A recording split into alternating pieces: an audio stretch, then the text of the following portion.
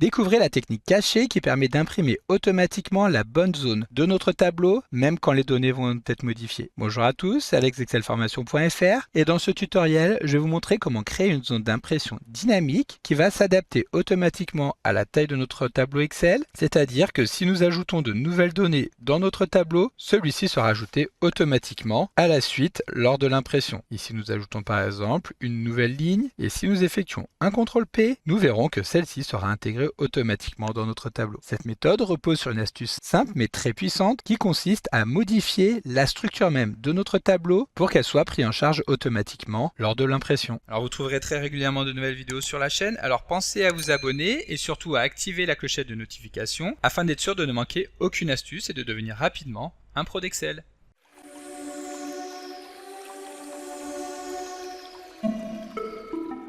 Comme d'habitude, si vous voulez être sûr de bien comprendre tout ce que nous allons voir dans le cadre de cette vidéo, vous pouvez télécharger le support de ce tutoriel ainsi que son corrigé en suivant le lien disponible dans la description de la vidéo, ce qui vous permettra de réaliser les opérations en même temps que moi pour bien comprendre tout ce que nous allons voir dans cette vidéo. Alors pour illustrer ce tutoriel, nous allons pouvoir utiliser la feuille que nous avons actuellement à l'écran dans lequel nous retrouvons l'inventaire du matériel informatique d'une école. L'objectif va donc être de mettre en place un système d'impression dans lequel nous aurons uniquement les informations du tableau sans avoir donc ici les en-têtes de l'outil de recherche qui ne nous intéresseront pas. Donc tout d'abord, pour voir à quoi ressemble l'impression à cet instant, nous pouvons utiliser le raccourci clavier CTRL P qui permet d'afficher l'aperçu avant impression. Comme nous l'avons vu juste avant, c'est bien l'ensemble de la feuille qui sera imprimée, y compris donc ici l'en-tête de recherche qui ne nous intéresse pas. Et en plus de ça, une fois que nous aurons défini la zone d'impression comme nous le verrons juste après, le problème c'est que celle-ci sera figée et que nous ne pourrons pas imprimer les éventuelles lignes que nous insérerons sous le tableau. Voilà, donc pour revenir à la feuille de travail, nous appuyons sur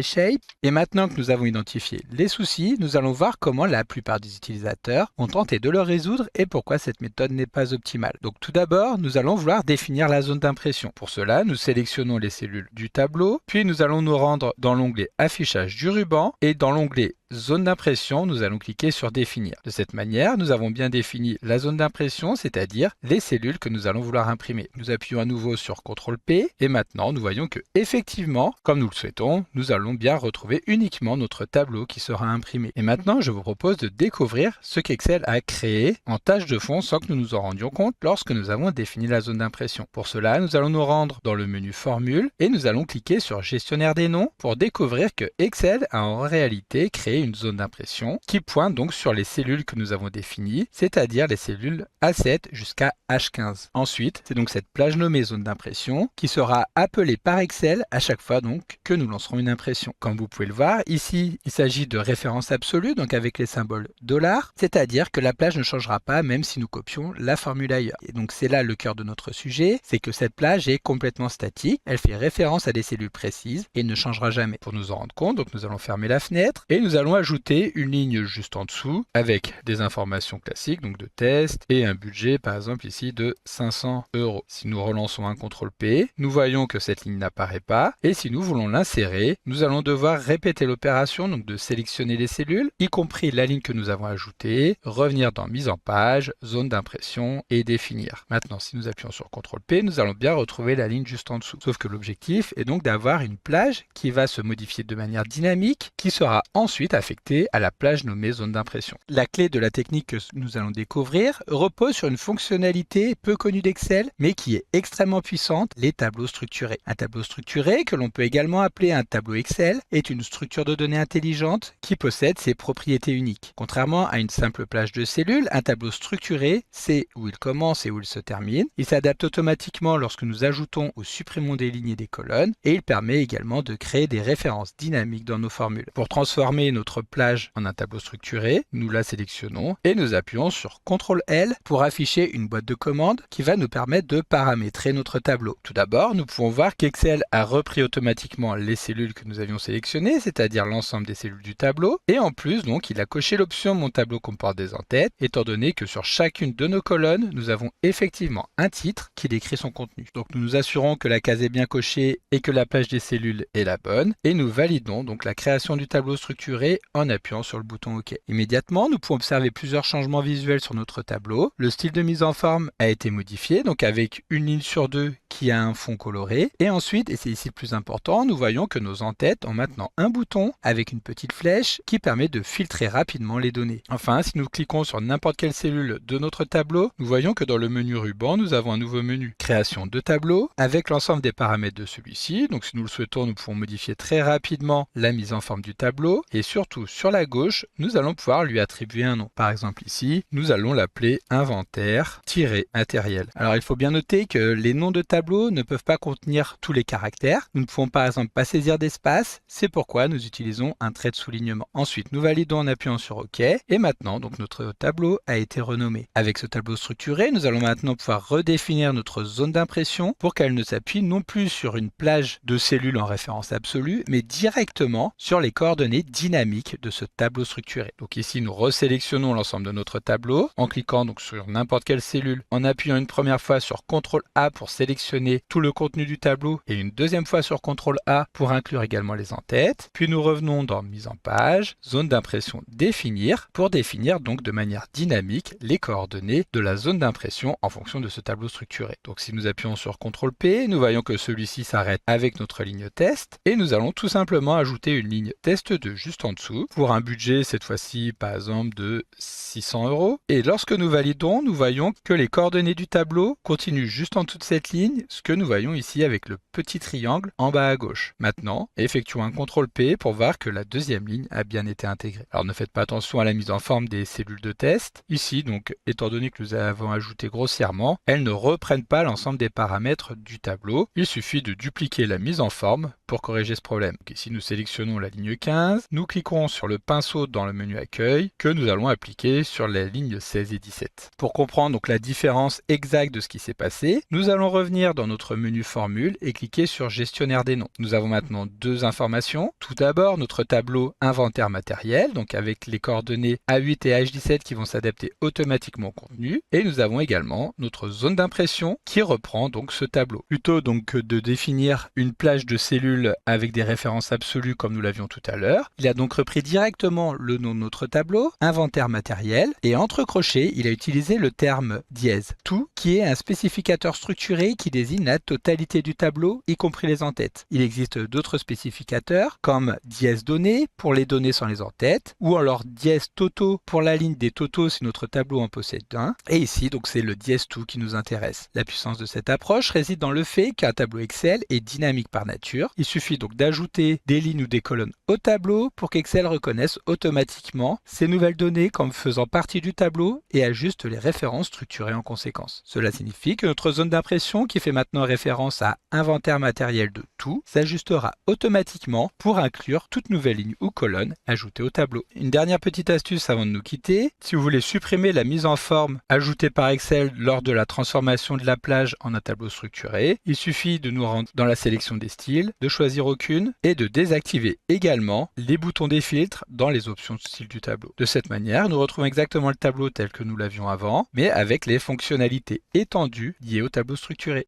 Donc comme d'habitude, vous pouvez télécharger le support de secours en suivant le lien que vous trouverez dans la description de la vidéo. Si la vidéo vous a plu, n'oubliez pas de la liker et de la partager à vos collègues et amis sur l'ensemble de vos réseaux sociaux. Et vous pouvez également me laisser vos impressions dans l'espace des commentaires, je lirai chacun d'entre eux et y répondrai avec plaisir. Évidemment, si ce n'est pas encore fait, abonnez-vous à la chaîne pour ne manquer aucune astuce. C'est également très important pour m'aider à gagner en visibilité afin de pouvoir développer la chaîne et continuer de vous proposer des tas de nouvelles vidéos. Merci d'avoir suivi cette vidéo et à très bientôt pour un prochain tuto.